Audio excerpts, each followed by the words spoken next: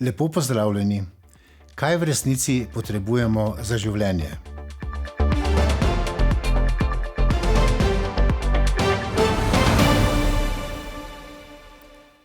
Dobrodošli v Evropskih stoječih novicah.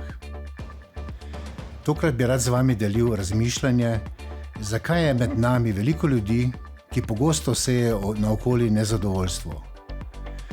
Kljub vsem materialnim dobrinam, ki nas obdajajo, so slabe volje v prepričanju, da je pri nas vse narobe. Pri tem se moramo najprej vprašati, kaj v resnici potrebujemo za življenje.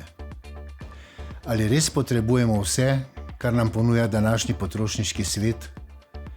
Različni mediji nam namreč ponujajo podobe nasmejanih ljudi, ki imajo vse polno materialnih dobrin.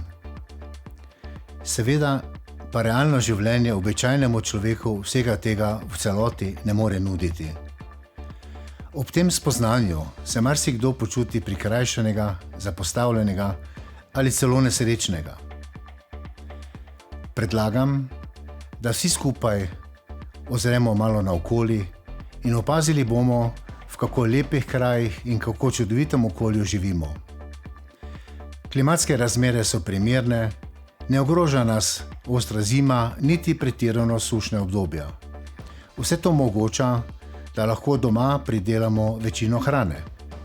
Res cenovno ne more konkurirati uvoženi, tako imenovani industrijsko pridelani, ima pa svoj okus, je sveža in zdrava.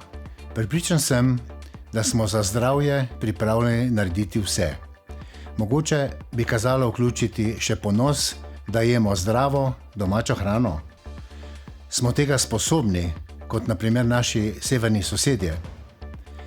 V prihodnje bomo v naši občini posebno skrb namenili, da bomo ustvarili pogoje za pridelavo domače, zdrave hrane.